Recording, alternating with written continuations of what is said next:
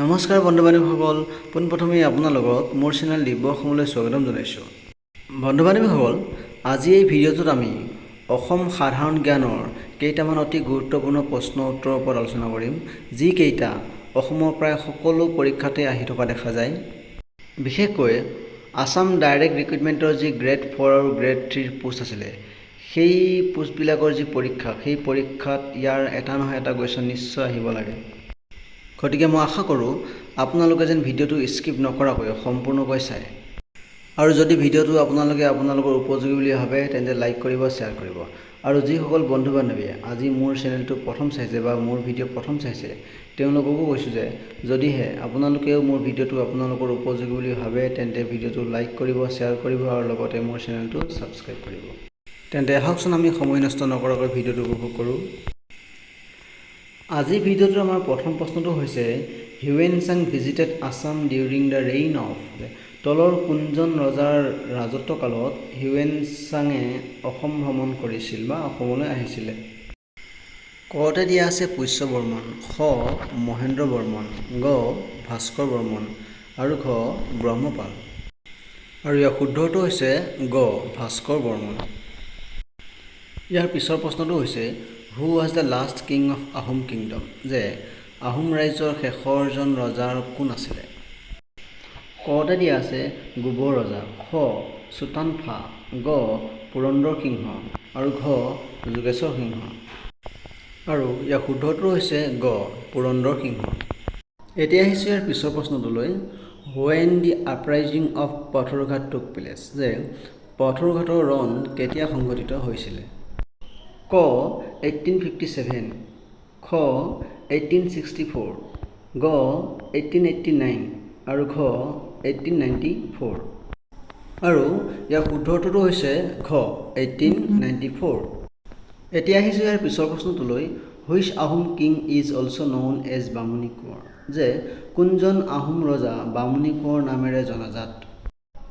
ক চুতুফা, খ চুডাংফা, গ চুচেনফা আৰু ঘ চুফাকফা।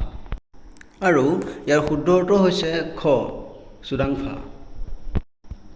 ইয়াৰ পিছৰ প্ৰশ্নটো, who was known as the Vikramaditya of Kamrup, যে কামৰূপৰ বিক্ৰমাদিত্য হিচাপে কোনজন ৰজাক জনা যায়?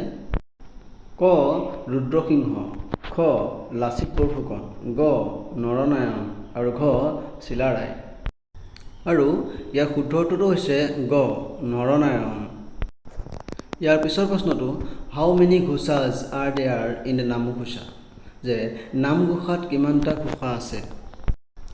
কতে দিয়া আছে 500, খ 1000, গ 1500, ঘ 2000। আৰু ইয়াৰ শুদ্ধটো হৈছে খ 1000।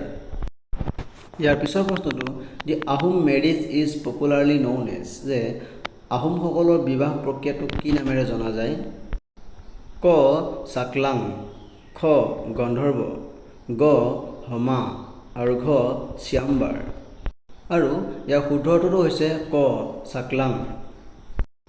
এতিয়া আহিছোঁ ইয়াৰ পিছৰ প্ৰশ্নটোলৈ, the first and only Sanskrit college in Assam situated at, যে অসমৰ প্ৰথম আৰু একমাত্ৰ সংস্কৃত কলেজখন ক'ত অৱস্থিত? ক নলবাৰী, খ যোৰহাট, গ গুৱাহাটী আৰু ঘ গোলাঘাট। আৰু ইয়াৰ শুদ্ধটো হৈছে ক নলবাৰী। ইয়াৰ পিছৰ প্ৰশ্নটো, the first medical college of Assam was established at, যে অসমৰ প্ৰথম মেডিকেল কলেজ ক'ত প্ৰতিষ্ঠা কৰা হৈছিলে?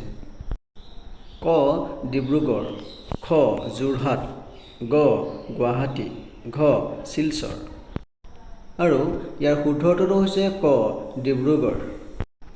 এতিয়া আহিছোঁ আমি আটাইতকৈ শেষৰ প্ৰশ্নটোলৈ, মূলা গাভৰু ডাইড ফাইটিং এগেইনষ্ট, যে মূলা গাভৰু কাৰ সৈতে যুঁজি মৃত্যুবৰণ কৰিছিলে?